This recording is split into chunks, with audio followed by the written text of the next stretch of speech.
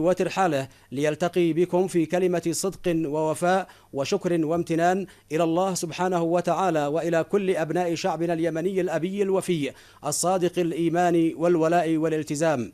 يلتقي مع قائده الحكيم الذي ناضل وبذل وأعطى بكل سخاء وشجاعة وبطولة في كل مراحل قيادته للمسيرة الوطنية وفي صناعة وصياغة التاريخ اليمني الجديد، يمن انتصار الثورة اليمنية المباركة ورسوخ الوحدة الغالية المحصنة بالحرية ومكاسب الخير والبناء والتنمية. فخامة الأخ علي عبد الله صالح رئيس الجمهورية يتحدث إليكم.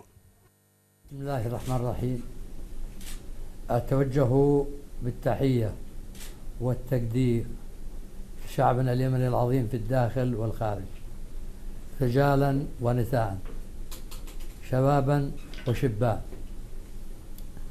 على صمودهم ومواجهة التحدي الذي حدث في أول جمعة رجب من قبل عناصر الإرهاب والمرتبطة بعناصر الإرهاب.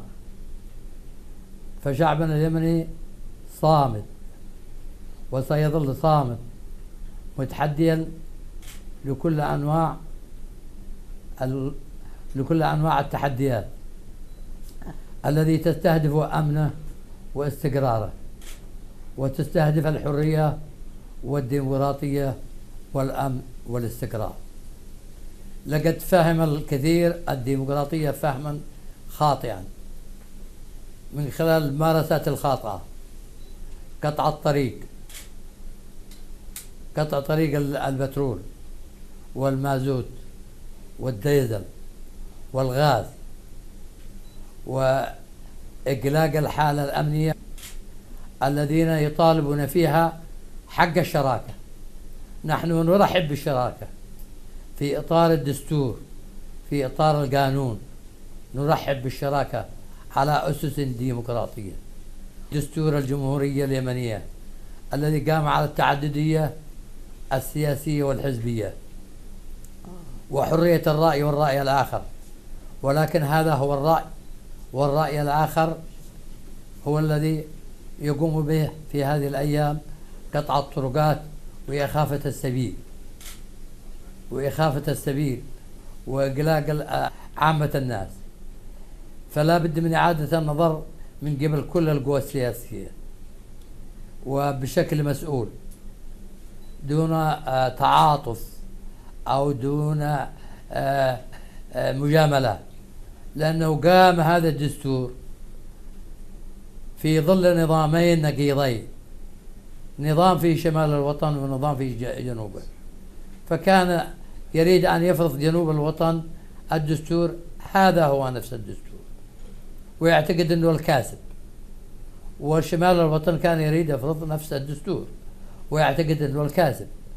أين الرجال الواعيين؟ أين الرجال الصادقين؟ أين الرجال المؤمنين؟ أين الرجال الذين يخافون الله؟ لماذا ما يقفوا مع الحوار؟ يقفون مع الحوار والوصول إلى حلول مرضية. احنا لسنا ضد المشاركة، نحن مع المشاركة، مع مشاركة كل القوى السياسية سواء كانت معارضة أو حاكمة، ولكن على ضوء برنامج يتفق الناس على برنامج يكون هو قاسم مشترك للشعب اليمني، مش كل واحد يفرض رؤاه، ولا بحاجة إلى أن كل واحد يلوي ذراع الآخر. هذا مفهوم خاطئ ومفهوم متخلف ومفهوم جاهل. فأكرر التحية إلى شعبنا اليمني الصامد، إلى الرجال والنساء في كل قرية وفي كل حدب وصوب في الداخل والخارج. واسمحوا لي أن أتوجه بالشكر والتحية والتقدير إلى خادم الحرمين الشريفين الملك عبد الله بن عبد العزيز وولي عهده الأمين وقيادة المملكة على الرعاية الكريمة والاستضافة منذ أن وصلنا إلى أراضي المملكة العربية السعودية.